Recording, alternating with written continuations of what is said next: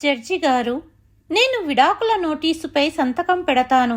కానీ విడాకులు తీసుకునే ముందు రోజు రాత్రి నేను నా భర్తతో గడపాలి. ఇదే నా షరతు అంటూ కోర్టునే కదిలించిన షరతు పెట్టింది భార్య. జడ్జి ఇచ్చిన తీర్పుతో కోర్టు బోనులో నిలబడిన భర్త శరీరంలో వణుకు పుట్టింది. అసలు 5 సంవత్సరాలు భర్తతో కాపురం చేసిన భార్య ఇలాంటి షరతు ఎందుకు పెట్టింది? జడ్జి గారిచ్చిన తీర్పేంటి? అందరికీ నమస్కారం. తెలుగు వాయిస్ ఛానల్కి స్వాగతం. ఈనాటి మన కథ విడాకుల షరతు. బెంగళూరులోని ఫ్యామిలీ కోర్టులో విడాకుల కేసు నడుస్తుంది. జడ్జి గారు తన ఫైళ్లను పక్కన పెట్టి తన ముందు నిలబడిన మహిళ వైపు చూస్తూ, శ్రీమతి ప్రియా రాజేష్ శర్మ, మీరు మీ భర్త రాజేష్ శర్మ నుండి విడాకులు తీసుకోవడానికి అంగీకరిస్తున్నారా అని అడిగారు. కోర్టు గదిలో నిశ్శబ్దం అలుముకుంది. అందరి చూపులు ప్రియాపైనే ఉన్నాయి. ప్రియా లోతైన ఊపిరి పీల్చుకొని ధైర్యాన్ని కూడదీసుకొని, అవును జడ్జి గారు, నేను విడాకులు ఇవ్వడానికి సిద్ధంగా ఉన్నాను. కానీ నాకు ఒక షరతు ఉంది. ఆ షరతు నెరవేర్చకపోతే నేను విడాకుల పత్రాలపై సంతకం చెయ్యను అని చెప్పింది. ఆమె మాటలు కోర్టు గదిలో కలకలం రేపాయి. న్యాయవాదులు ఒకరినొకరు చూసుకున్నారు. రాజేష్ ముఖం పాలిపోయింది. జడ్జి అశోక్ కుమార్ తన కుర్చీలో ముందుకు జరిగి కూర్చున్నాడు. ఆశ్చర్యంగా ప్రియా వైపు చూస్తూ తన కళ్ళను రుద్దుకున్నాడు. తన సుదీర్ఘ కెరీర్లో అతను చాలా విడాకుల కేసులు చూశాడు, కానీ ఇలాంటి పరిస్థితిని మొదటిసారి చూశాడు. అతను తన కళ్ళద్దాలు పైకి జరుపుకుంటూ, ఎలాంటి షరతు అని అడిగాడు. ప్రియా చూపులు నేరుగా జడ్జి కళ్ళల్లోకి చూస్తున్నాయి. ఆమె గొంతులో ఇప్పుడు వణుకు లేదు. జ్వాలాముఖి పేలకముందు ఉండే నిశ్శబ్దం లాంటి దృఢత్వం ఆమె గొంతులో ఉంది. విడాకుల పత్రాలపై సంతకం చెయ్యడానికి ముందు నేను నా భర్తతో తన గదిలో ఒక భార్యగా నాకున్న హక్కులన్నింటితో చివరి రాత్రి గడపాలనుకుంటున్నాను అని చెప్పింది. ఈ మాటలు విన్న కోర్టు గదిలో బాంబు పేలినట్లయింది. రాజేష్ ముఖం సిగ్గు మరియు కోపంతో ఎర్రబడింది. అక్కడ నిలబడిన వారి నోళ్లు తెరుచుకున్నాయి. రాజేష్ న్యాయవాది నరేష్ తన కుర్చీ నుండి దాదాపుగా లేచి నిలబడ్డాడు. అబ్జెక్షన్ జడ్జి గారు, ఇది చాలా అసంబద్ధం. ఇలాంటి డిమాండు ఇప్పటిదాకా నేను వినలేదు. ఈ డిమాండ్ పూర్తిగా అసంబద్ధం, అక్రమం మరియు సిగ్గుచేటు. నా క్లయింట్ రాజేష్ని ఇబ్బంది పడేలా మాట్లాడుతున్నారు ప్రియా. ఇది కోర్టు. ఇష్టం వచ్చినట్టు మాట్లాడడానికి, తన డిమాండ్లను పెట్టడానికి ఒక పరిమితి ఉండాలి. ప్రియా గారి డిమాండ్ వలన నా క్లయింట్ మరియు అతని తల్లి తండ్రి కూడా ఇబ్బంది పడుతున్నారు. ఇది నా క్లయింట్ ప్రతిష్టను దెబ్బతీయడానికి ఒక కుట్ర. ఇది కోర్టు యొక్క విలువైన సమయాన్ని వృధా చేయటానికి ఒక ప్రయత్నం అన్నారు రాజేష్ తరపు న్యాయవాది. శాంతించండి మిస్టర్ నరేష్ అని జడ్జి గంభీరమైన స్వరంతో అతన్ని అడ్డుకున్నాడు. జడ్జి గారి అనుభవజ్ఞులైన కళ్ళు ప్రియా ముఖాన్ని చదవడానికి ప్రయత్నిస్తున్నాయి. శ్రీమతి శర్మ, జడ్జి గంభీరంగా అన్నారు, మీరు అడుగుతున్నది చాలా అసాధారణమైనది. కానీ ఈ వింత షరతు వెనుక కారణం ఏమిటో నేను తెలుసుకోవాలనుకుంటున్నాను. భయం లేకుండా మీ మనసులోని మాటను చెప్పడానికి నేను మీకు అవకాశం ఇస్తున్నాను. ఒక స్త్రీ ఎంతో బాధపడుంటే తప్ప ఇలాంటి షరతు నలుగురిలో మాట్లాడదు. అసలు ఏం జరిగిందో కోర్టుకు వివరించండి అని అడిగారు జడ్జి. వెంటనే ప్రియా వెక్కి వెక్కి ఏడవడం మొదలుపెట్టింది. జడ్జి గారు, నిజమే. మీరు చెప్పినట్టు ఒక స్త్రీ నలుగురిలో ఇలా మాట్లాడడం ఎక్కడా విని ఉండరు. కానీ ఇలా నేను మాట్లాడడానికి కారణం 5 సంవత్సరాల క్రితం జరిగిన పెళ్లి. 5 సంవత్సరాలు అంటే 1825 రోజులు. ఈ 5 సంవత్సరాలలో నా భర్త నన్ను ఎప్పుడూ తన భార్యగా భావించలేదు. నేను ఈ ఇంట్లోకి కోడలిగా వచ్చాను, కానీ పని మనిషిగా మిగిలిపోయాను అనింది ప్రియా. ప్రియా మాటల ద్వారా ఇది కేవలం విడాకుల కేసు కాదు, ఒక మహిళ యొక్క అస్తిత్వం మరియు గౌరవం గురించిన కేసు అని జడ్జి అర్థం చేసుకున్నారు. సిగ్గుతో తలదించుకున్న రాజేష్ వైపు చూశారు. అప్పుడు ప్రియా చెప్పడం కొనసాగించింది. జడ్జి గారు, ఈ రోజు నుండి 5 సంవత్సరాల క్రితం నేను 25 ఏళ్ల అమ్మాయిని. భవిష్యత్తు, పిల్లలు, నాకంటూ ఒక చిన్న ఫ్యామిలీ, ఇలా ఎన్నో కలలు ఉన్న అమ్మాయిని. అదే సమయంలో రాజేష్తో నా వివాహం నిర్ణయించబడింది. రాజేష్ కుటుంబం నగరంలోని ధనిక కుటుంబాల్లో ఒకటని చెప్పవచ్చు. రాజేష్ ఒక ఇంటర్నేషనల్ కంపెనీలో ఉద్యోగం చేస్తున్నాడు. మా తల్లిదండ్రులు మధ్యతరగతి కుటుంబానికి చెందినవారు. నా పెళ్లి కోసం నా తల్లిదండ్రులు వారి స్థాయికి మించి ఖర్చు చేశారు. అప్పులు చేసి నాకు కట్నమిచ్చారు. తమ కుమార్తె రాణిలాగే బ్రతికేస్తుంది అనుకున్నారు వారు. ప్రియా ఒక క్షణం ఆగి ఆ జ్ఞాపకాలను తిరిగి జీవిస్తున్నట్లుగా ఉంది. పెళ్లి జరిగిన రోజు, ఆ రోజు రాత్రి ప్రతి అమ్మాయిలాగే నేను కూడా చాలా కలలు కన్నాను. నేను ఎరుపు రంగులో ఉన్న భారీ బనారసీ చీర కట్టుకున్నాను. నా చేతుల్లో ఎర్రగా పండిన మెహందీ. నేను మంచం మీద కూర్చొని అతని కోసం ఎదురు చూస్తున్నాను. ఆ క్షణం నా గుండె చాలా వేగంగా కొట్టుకుంటోంది అని చెప్పింది ప్రియా. ప్రియా మాటలు విని కోర్టు గదిలో కూర్చున్నవారు ఒకరినొకరు చూసుకున్నారు. అప్పుడు ప్రియా ఇలా చెప్పింది. దాదాపు రాత్రి 1 గంటకు రాజేష్ గదిలోకి వచ్చాడు. అతని ముఖంలో ఎటువంటి ఉత్సాహం లేదు, ఎటువంటి సంతోషమూ లేదు. అతను తలుపు మూసి నేరుగా అల్మారా వైపు వెళ్ళాడు. అతను తన బట్టలు తీసుకొని, చూడు ప్రియా, నేను నీకు ఒకటి చెప్పాలనుకుంటున్నాను అన్నాడు. నేను అతని వైపు చూశాను. బహుశా అతను మొదటి రాత్రి కాబట్టి సిగ్గుపడుతున్నాడేమో అని నేను అనుకున్నాను. కానీ అతను చెప్పిన మాటలు నా కాళ్ళ కింద భూమిని కదిలించాయి. ప్రియా గొంతు బరువెక్కింది. ప్రియా, నాకు సమయం కావాలి.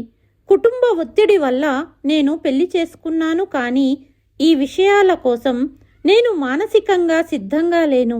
నాకు నీ నుండి ఎటువంటి వ్యక్తిగత ఆశలు లేవు. నువ్వు ఈ మంచం మీద హాయిగా పడుకో, నేను సోఫాలో పడుకుంటున్నాను అని చెప్పాడు. అతను అలా చెప్పి దిండు దుప్పటి తీసుకుని సోఫాలో పడుకున్నాడు. అసలు ఏమయ్యింది? నాకేమీ అర్థం కాలేదు. కుటుంబ ఒత్తిడి వల్ల పెళ్లి చేసుకున్నాడా? అంటే ఇష్టంతో కాదా? నేను రాత్రంతా ఏడుస్తూ ఉన్నాను. కానీ నేను బహుశా కొత్త సంబంధానికి సమయం పడుతుంది, బహుశా అతను పని ఒత్తిడిలో ఉన్నాడేమో, రేపటి నుండి అంతా సర్దుకుంటుంది అని నాకు నేను సర్ది చెప్పుకున్నాను. కానీ ఆ రేపు ఎప్పుడూ రాలేదు. మరుసటి రోజు ఉదయం నేను లేచినప్పుడు ఇంట్లో పండుగ వాతావరణం ఉంది. బంధువులందరూ నన్ను ఆట పట్టిస్తున్నారు. కానీ నా లోపల ఒక తుఫాను చెలరేగుతోంది. నేను ఎవ్వరికీ ఏమీ చెప్పలేదు. ఇది మా భార్యాభర్త సమస్య, బయటి వారికి చెప్పడం సరికాదు అని అనుకున్నాను అని ప్రియా తన కథను కొనసాగించింది. రాను రాను రోజులు, వారాలు, నెలలు, సంవత్సరాలు గడిచిపోయాయి. రాజేష్ ప్రవర్తనలో ఎటువంటి మార్పు లేదు. మేము ఒకే ఇంటిలో ఉన్నా ఒకరికి ఒకరం తెలియని వారిలా జీవించాము. అతను ఉదయం ఆఫీసుకు వెళ్ళి రాత్రి ఆలస్యంగా తిరిగి వస్తాడు. భోజనం చేసి తన సోఫాలో పడుకుంటాడు. మా సంభాషణ అవును, లేదు, లేదా ఈరోజు భోజనానికి ఏం వంటకం అనే వాటికే పరిమితమయ్యింది. అంతకు మించి పెళ్లి తర్వాత భార్యాభర్తలుగా మేము సంతోషంగా ఎప్పుడూ కలిసి జీవించలేదు. రాజేష్ న్యాయవాది మధ్యలో అడ్డుపడడానికి ప్రయత్నించాడు. యువర్ ఆనర్, నా క్లయింట్ ఆమెకు అన్ని భౌతిక సౌకర్యాలను కల్పించారు. ఒక మంచి ఇల్లు, పనివారు, డబ్బు వేటికి తక్కువ కాకుండా చూసుకున్నాడు. బహుశా ప్రియా శర్మ అవి మర్చిపోయింది. అప్పుడు ప్రియా కోపంగా అతని వైపు తిరిగింది. చాలా బాగా చెప్పారు న్యాయవాది గారు. పెళ్ళైన మహిళకు ఇవే సరిపోతాయా?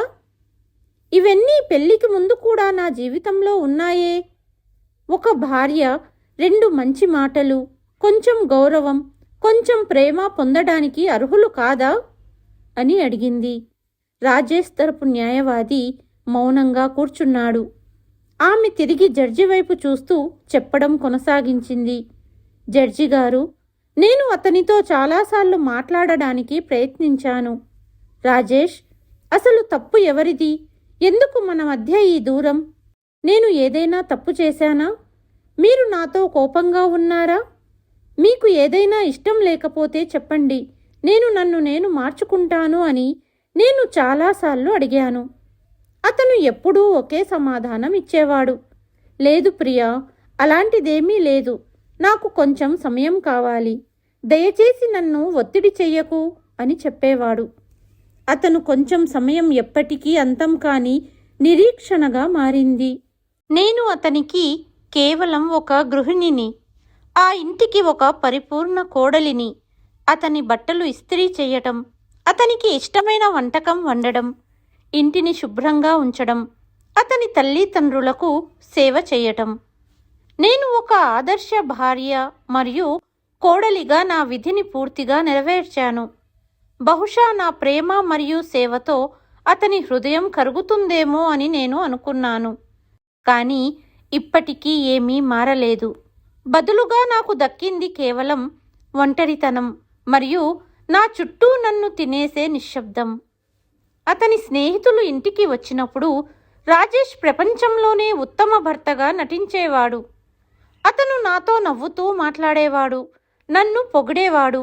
నేను కూడా అతని ముందు ఒక ఆదర్శవంతురాలైన సంతోషకరమైన భార్యగా నటించేదానిని.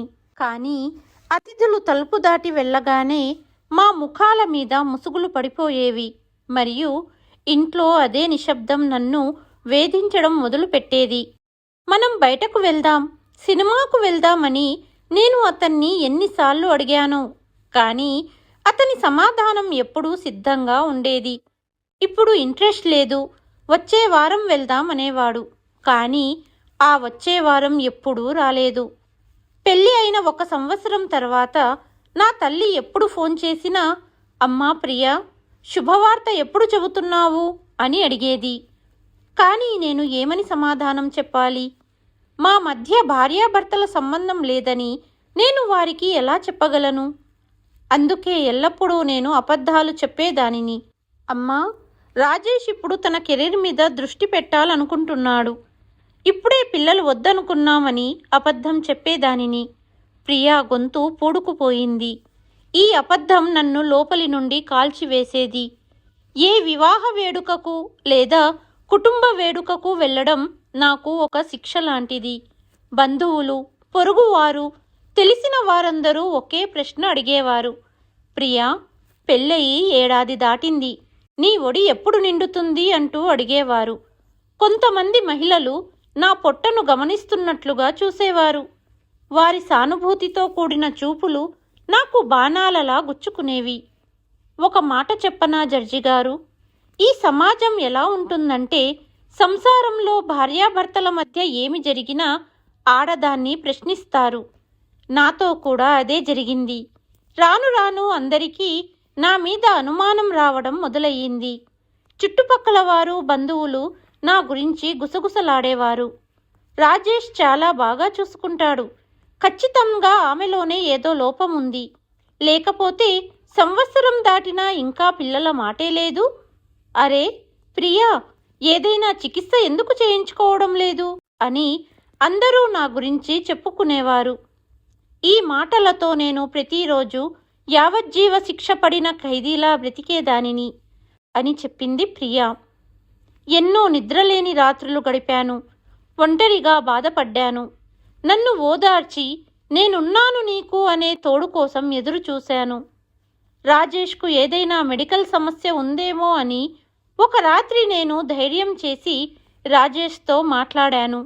రాజేష్, అందరూ మన గురించి చెడుగా మాట్లాడుకుంటున్నారు. ఏదైనా వైద్య సమస్య ఉంటే మనం ఒకసారి డాక్టర్ను సంప్రదించాలి. ఇందులో సిగ్గుపడాల్సిన అవసరం లేదు అని చెప్పాను. అది విని అతను భగ్గుమన్నాడు. అతను మొదటిసారి నాపై అంత గట్టిగా అరిచాడు. నీ గురించి నువ్వు ఏమనుకుంటున్నావు? అసలు ఇలా మాట్లాడడానికి నీకు ఎంత ధైర్యం? నాలో ఏదైనా లోపం ఉందని నువ్వు అనుకుంటున్నావా? నాకు ఇప్పుడు పిల్లలు వద్దు అని నేను చెప్పాను కదా. చుట్టుపక్కల వారి మాటలు విని నన్ను అనుమానిస్తున్నావా? ఇకపై ఈ విషయం గురించి ఎప్పుడూ నా ముందు మాట్లాడకు అంటూ నాపై కేకలు వేశాడు. ఆ తర్వాత నా తల్లిదండ్రులకు కూడా నాలోనే లోపం ఉందని అనిపించింది. నా తల్లి నన్ను నగరంలోనే అతిపెద్ద గైనకాలజిస్టు వద్దకు తీసుకెళ్ళింది. అన్ని పరీక్షలు జరిగాయి. ప్రియా, రిపోర్ట్స్ పూర్తిగా సాధారణంగా ఉన్నాయి. ఎటువంటి లోపం లేదు. తను తల్లి కాగలదు అని చెప్పింది డాక్టర్. ఏ ఆడపిల్లైనా ఆ మాట విని సంతోషపడుతుంది. కానీ ఆ రోజు నేను సంతోషపడడానికి బదులుగా మరింత కుంగిపోయాను. ఎందుకంటే ఇప్పుడు నా తల్లిదండ్రులకు చెప్పడానికి నాకు ఎటువంటి సాకు మిగలలేదు. ఆ తర్వాత నా అత్తగారి ఇంట్లో నాపై నిందలు వేయడం పెరిగింది. అంతకు ముందు ప్రేమగా ఉండే నా అత్తగారు ఇప్పుడు వెటకారంగా మాట్లాడడం మొదలుపెట్టారు. పూజలు, వ్రతాలు, ఉపవాసాలు, మొక్కులు వారు నాతో అన్నీ చేయించారు. నన్ను ప్రతి బాబా, ప్రతి పండితుడి వద్దకు తీసుకెళ్లారు. కానీ ఏమీ ప్రయోజనం లేకపోవటంతో వారు నన్ను ఇంటికి శనిలా దాపరించావు అని తిట్టడం మొదలుపెట్టారు. ఆమెకు తన కొడుకు నా దగ్గరికి కూడా రాడని తెలుసు. కానీ ఒక తల్లి తన కొడుకు లోపాన్ని ఎలా అంగీకరిస్తుంది? మొత్తం నింద నాపై వేసి కొడుకును కాపాడుకునేది. రోజులు గడిచాయి. మా పెళ్లి జరిగి దాదాపు 4 సంవత్సరాలు అయ్యాయి. ఇక నేను అత్తగారింటి వాళ్లపై ఆశలు వదిలేసుకున్నాను. నేను నా విధిని అంగీకరించి జీవిస్తున్నాను. ఒకరోజు రాజేష్ ఆఫీసు నుండి చాలా సంతోషంగా తిరిగి వచ్చాడు. అతని చేతిలో ఒక గిఫ్ట్ బాక్స్ ఉంది. నా గుండె ఒక క్షణం ఆగిపోయింది. 4 సంవత్సరాల నిరీక్షణ ఈ రోజుతో ముగుస్తుంది అనుకున్నాను. నాలో ఆశలు చిగురించాయి. ఈరోజు రాత్రి రాజేష్ నాకు ఆ బహుమతి ఇస్తాడు అని అనుకున్నాను. ఈ రాత్రి అతను నా పట్ల ప్రవర్తించిన తీరుకు క్షమాపణ చెబుతాడు. ఆ తర్వాత నన్ను తన కౌగిలిలో బంధిస్తాడు అనుకున్నాను. నేను కూడా అలంకరించుకొని తయారు కావడానికి వెళ్ళాను. నేను నా అత్యంత అందమైన చీర కట్టుకున్నాను. నేను తయారయ్యి గది నుండి బయటికి వచ్చినప్పుడు రాజేష్ మంచి బట్టలు వేసుకొని బయటకు వెళ్ళడానికి తయారయ్యాడు. నేను రాజేష్ని అడిగాను, మీరు ఎక్కడికైనా వెళ్తున్నారా? చేతిలోని గిఫ్ట్ ఎవరి కోసం? అతను చాలా నిర్లక్ష్యంగా, అబ్బా అడిగావా? ఇది స్వాతి కోసం. ఈరోజు ఆమె పుట్టినరోజు పార్టీ ఉంది. నేను అక్కడికి వెళ్తున్నాను. తిరిగి రావడానికి ఆలస్యమవుతుంది అని చెప్పాడు. స్వాతి ఎవరు అని నేను అడిగాను. నా ఆఫీసులో పనిచేసే నా మంచి స్నేహితురాలు. అతను షూ వేసుకుంటూ సమాధానమిచ్చాడు. మరియు అతను వెళ్ళిపోయాడు. తప్పు నాదే.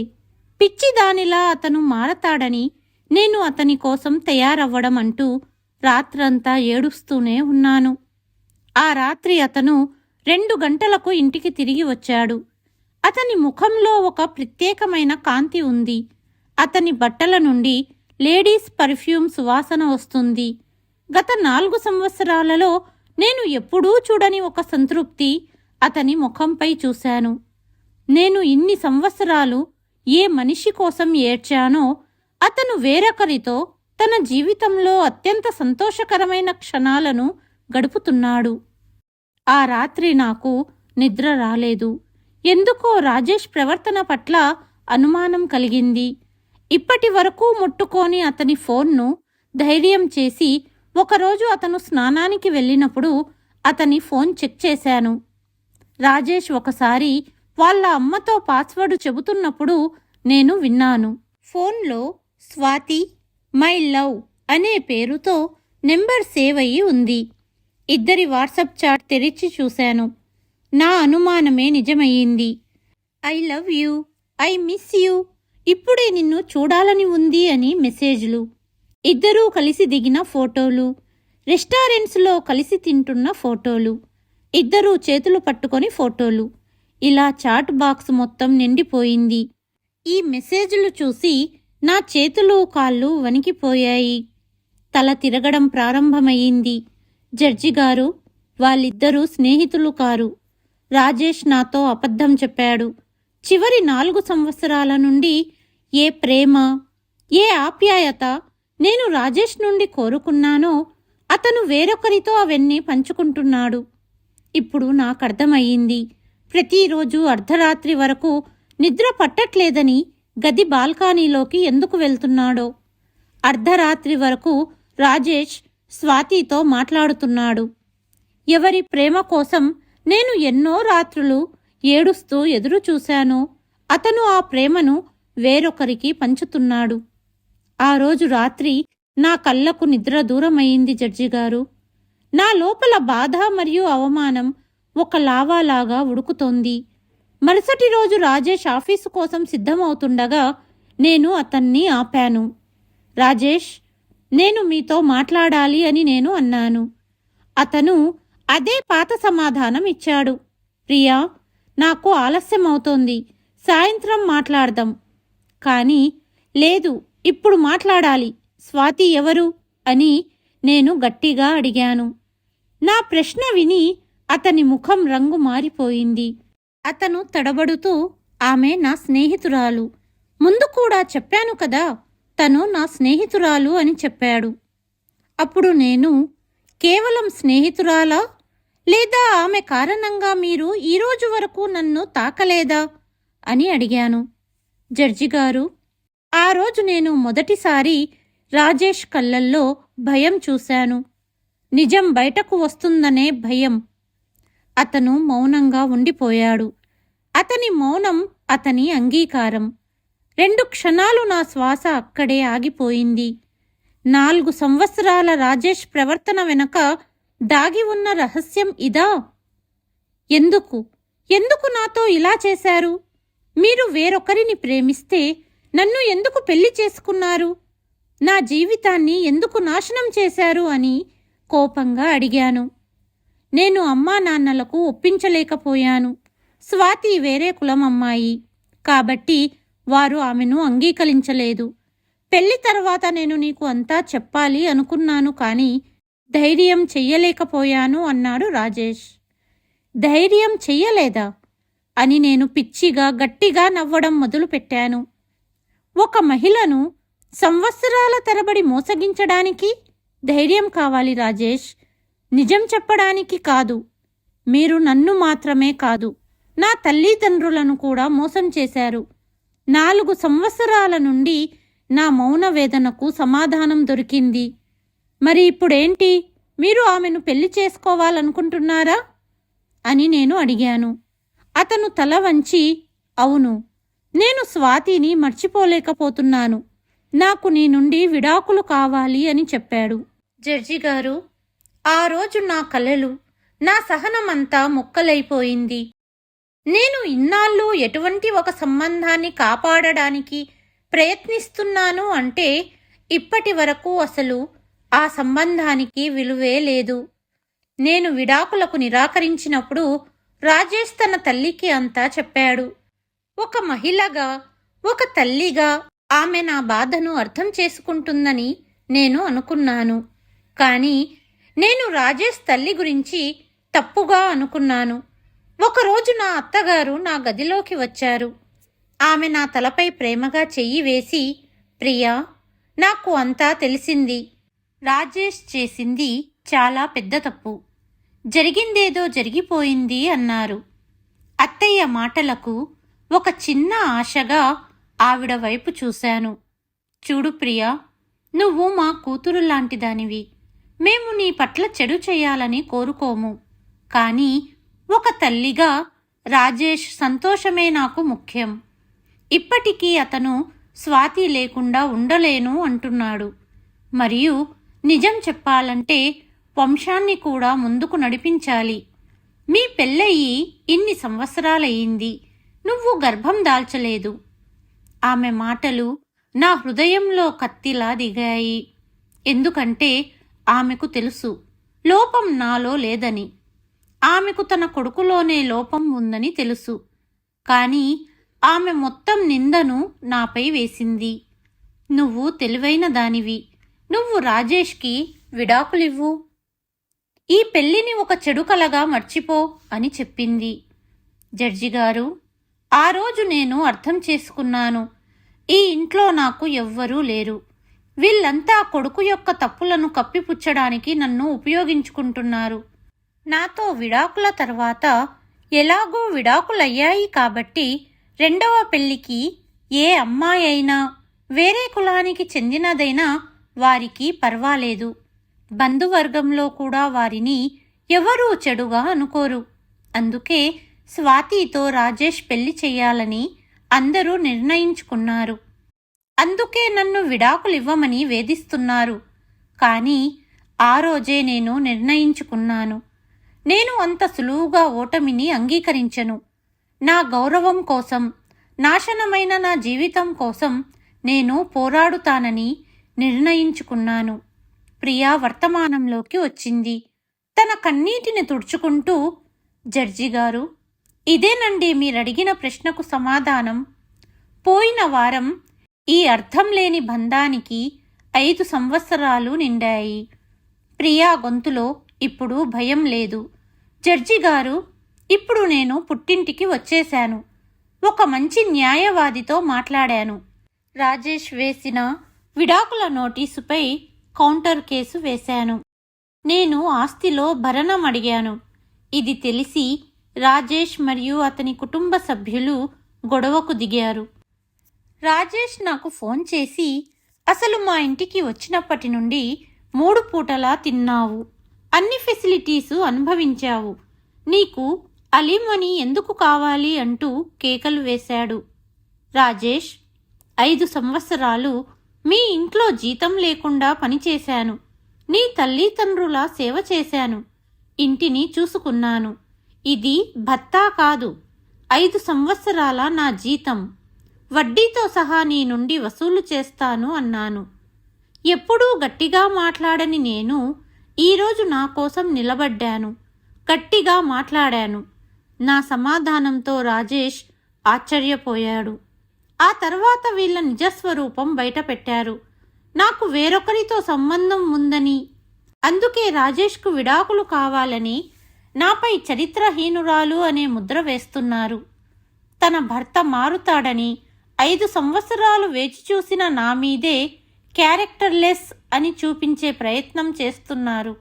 వీళ్ల వలన నేను ఎంత బాధను అనుభవించానంటే లోపలి నుండి నేను చచ్చిపోయాను. ఎలాగూ ఈ బంధం నుండి విముక్తులము కాబోతున్నాము. అందుకే నేను ఈ షరతు పెట్టాను. ఈ షరతు కేవలం శారీరక సుఖం కోసం కాదు జడ్జిగారు. ప్రియా గొంతు ఇప్పుడు కోర్టు రూంలో మారుమోగుతోంది. ఎవ్వరి ప్రేమకు నేను అర్హురాలిని కాను అని రాజేష్ 5 సంవత్సరాలు మానసిక క్షోభ పెట్టాడు. ఈ షరతు విరిగిన నా ఆత్మగౌరవాన్ని కాపాడడానికి ఒక ప్రయత్నం. విడాకుల ముందు రాత్రి నేను సంపూర్ణ ఆడదాన్నని రాజేష్కి తెలియజేయాలనుకుంటున్నాను. ఒక్కరోజైనా రాజేష్ నన్ను భార్యగా గౌరవం ఇవ్వాలనుకుంటున్నాను. ఆ ఇంట్లో పనికిరాని పాత వస్తువులా కాదు, రాజేష్ మొదటి భార్యగా వీడుకోలు తీసుకోవాలనుకుంటున్నాను. ప్రియా మాటలు విని కోర్టు గదిలోని మహిళలందరి కళ్ళు కన్నీటితో నిండిపోయాయి. ఈ షరతు వలన రాజేష్ లాంటి డబ్బు అహంకారంతో ఎవరినైనా మోసం చెయ్యగలమనుకునే మగవాళ్ళందరికీ బుద్ధి రావాలి. చివరి రాత్రి గడుపుతున్నప్పుడు రాజేష్ ప్రతి తప్పును తెలుసుకోవాలి. నా కళ్ళల్లోకి చూస్తూ 5 సంవత్సరాల నుండి అనుభవించిన బాధని రాజేష్ తెలుసుకోవాలి. మరుసటి ఉదయం నిద్ర లేవగానే అతను జీవితం గురించి ఎన్నో కలలతో ఉన్న అమ్మాయి ఆత్మను హత్య చేశాడని జీవితాంతం రాజేష్ మనసు భారంతో నిండిపోవాలి. ఇది పగ కాదు, ఇది నాకు దొరకవలసిన న్యాయం. గడిచిన 5 సంవత్సరాలు నాకు తిరిగి రావు. కోర్టు గదిలో నిశ్శబ్దం ఆవరించింది. ప్రియా మాటలు విని అందరూ మౌనంగా ఉన్నారు. జడ్జి గారు రాజేష్ వైపు చూశారు. మిస్టర్ రాజేష్, మీరేమన్నా చెప్పదలుచుకున్నారా? అడిగారు జడ్జి. రాజేష్ న్యాయవాది నిలబడ్డారు. యువర్ ఆనర్, ప్రియా గారు కథను చాలా బాగా చెప్పారు. ఇదంతా డబ్బు లాగటానికి ఒక పథకం. ఈవిడ నా క్లయింట్ని బ్లాక్మెయిల్ చేస్తుంది. ఈ షరతు అసంభవం. జడ్జి గారు రాజేష్ న్యాయవాది మాటలను పట్టించుకోకుండా రాజేష్ను అడిగారు. నేను మిమ్మల్ని అడుగుతున్నాను రాజేష్, మీ భార్య చెప్పిన విషయాలన్నీ నిజమేనా? కేవలం అవును లేదా కాదు సమాధానం కావాలి అన్నారు జడ్జి గారు. 5 సంవత్సరాల వరకు మీరు తనతో భార్యాభర్త సంబంధాన్ని కొనసాగించలేదా? రాజేష్ ఏమీ మాట్లాడలేకపోయాడు. సమాధానం చెప్పండి. అబద్ధం చెప్పారంటే శిక్ష కఠినంగా ఉంటుంది, జడ్జి గారు గట్టిగా అడిగారు. రాజేష్ భయపడుతూ అవును నిజమే అని సమాధానమిచ్చాడు. ఎందుకిలా చేశారు? స్వాతిని నేను ప్రేమిస్తున్నాను. మీరు పెళ్లి తర్వాత కూడా స్వాతి అనే అమ్మాయితో సంబంధాన్ని కొనసాగించారా? ఆవిడ వద్దకు వెళ్ళేవారా? రాజేష్ ఏమీ మాట్లాడలేదు. ఇప్పుడు మాట్లాడు రాజేష్. కోర్టు ముందు ఒప్పుకో. నేను అనుభవించాల్సిన ప్రతి నిమిషాన్ని నువ్వు వేరే వాళ్లతో పంచుకున్నావు. ప్రియా గట్టిగా అరిచింది. అవును జడ్జి గారు, రాజేష్ సమాధానం ఇచ్చాడు. రాజేష్ సమాధానంతో కేసు మొత్తం ప్రియా చేతుల్లోకి వెళ్ళినట్లయింది. ఇక వాదించడానికి ఏమీ మిగలలేదు అన్నట్టు రాజేష్ తరపు న్యాయవాది మౌనంగా తన కుర్చీలో కూర్చున్నాడు. జడ్జి కాసేపు ఆలోచించి, ఈ విషయం చాలా సంక్లిష్టమైనది. నేను తీర్పు చెప్పే ముందు స్వాతితో మాట్లాడాలనుకుంటున్నాను అన్నారు జడ్జి గారు. ఇది విని రాజేష్ మరియు అతని న్యాయవాది కాళ్ల కింద భూమి కదిలిపోయినంత పనయ్యింది. యువర్ ఆనర్, తనకు ఈ కేసుతో సంబంధమేముంది? రాజేష్ అన్నాడు. ఖచ్చితంగా సంబంధం ఉంది. ఈ త్రికోణంలో తనకు ప్రత్యేక పాత్ర ఉంది. నేను తెలుసుకోవాలనుకుంటున్నాను. స్వాతి వీటి గురించి తెలిసి ఒక పెళ్ళైన మనిషితో తిరుగుతుందా? ఒకవేళ స్వాతికు మీకు పెళ్ళైన విషయం తెలిసే మీతో సంబంధం పెట్టుకుందనుకున్న మీరు విడాకులు తీసుకోకుండా ఇలా చేయటం చట్టవిరుద్ధం. న్యాయస్థానం కేసుకు సంబంధించి ప్రతి పొరను తెలుసుకోవాలనుకుంటోంది. న్యాయస్థానం స్వాతికి తదుపరి వారం హాజరు కావడానికి సమన్లు జారీ చేసింది మరియు విచారణను వాయిదా వేసింది. తదుపరి విచారణ వరకు ఉన్న ఒక వారం ప్రియాకు చాలా భారంగా గడిచింది.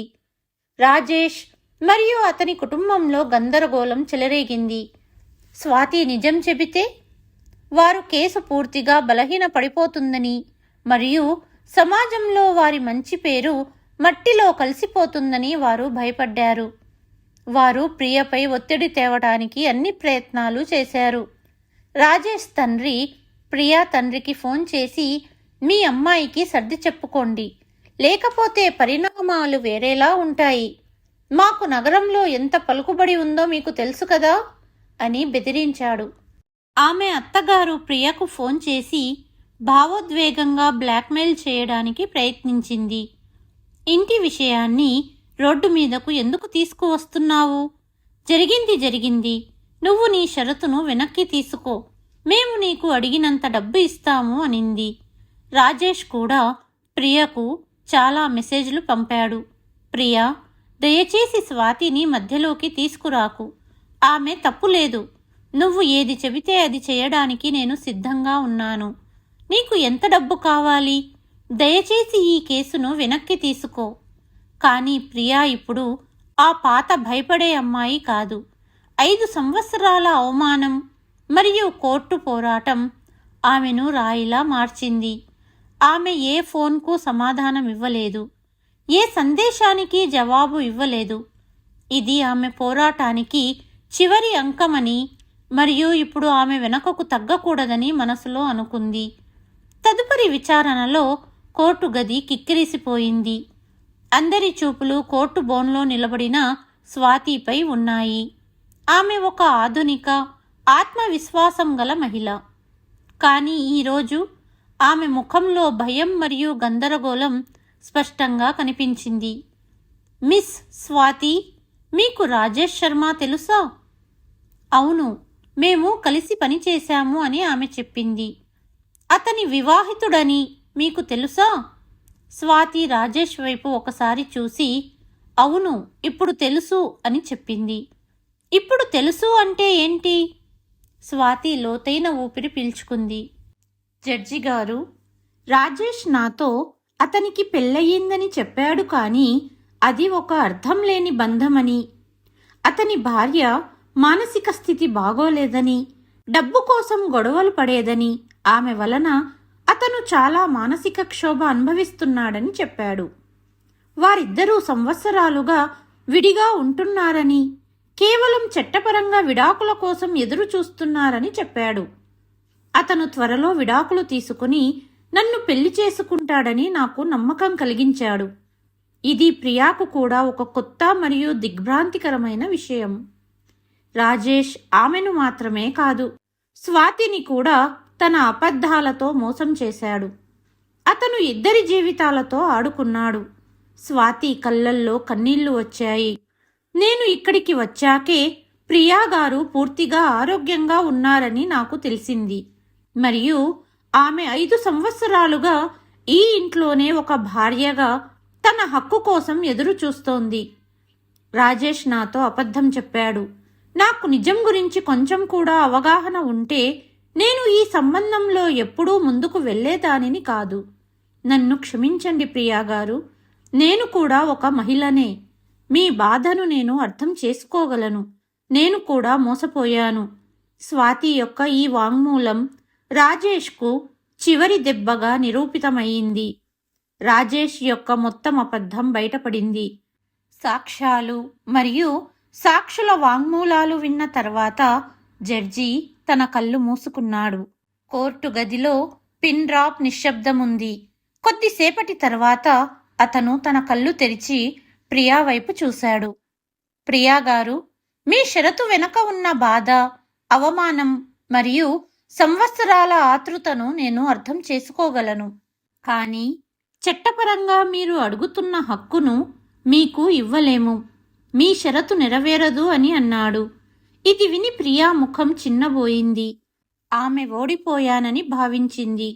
అప్పుడు జడ్జి ప్రియాను ఇలా అడిగాడు. ప్రియా గారు, నేను మీకు ఒక ప్రశ్న అడగాలనుకుంటున్నాను. రాజేష్ మీ షరతును అంగీకరించినా మీకు నిజంగా సంతృప్తి లభిస్తుందా? ప్రియా మౌనంగా ఉండిపోయింది. బలవంతపు ప్రేమ ప్రేమ అవుతుందా? ప్రియాకు కన్నీళ్లు వచ్చాయి. మీరు ఈ మనిషిని ఇంకా ప్రేమిస్తున్నారా? ప్రియా చిన్న స్వరంలో, లేదు జడ్జి గారు, ఇప్పుడు నేను అతన్ని ద్వేషిస్తున్నాను అని చెప్పింది. అయితే మీరు అతనితో ఒక రాత్రి ఎందుకు గడపాలనుకుంటున్నారు? జడ్జి ప్రశ్న ప్రియాను ఆలోచింపజేసింది. జడ్జి గారు,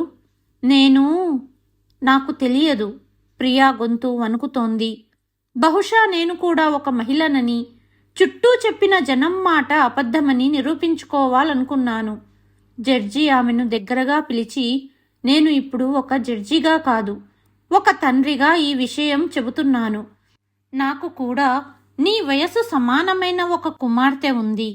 జడ్జి తన పర్సులో నుండి ఒక నవ్వుతున్న అమ్మాయి ఫోటోను తీసి ప్రియాకు చూపించాడు. ఈ ఫోటోలో ఉన్నది నా కుమార్తె ఆనంది. 3 సంవత్సరాల క్రితం ఆమెకు కూడా విడాకులయ్యాయి అని చెప్పాడు.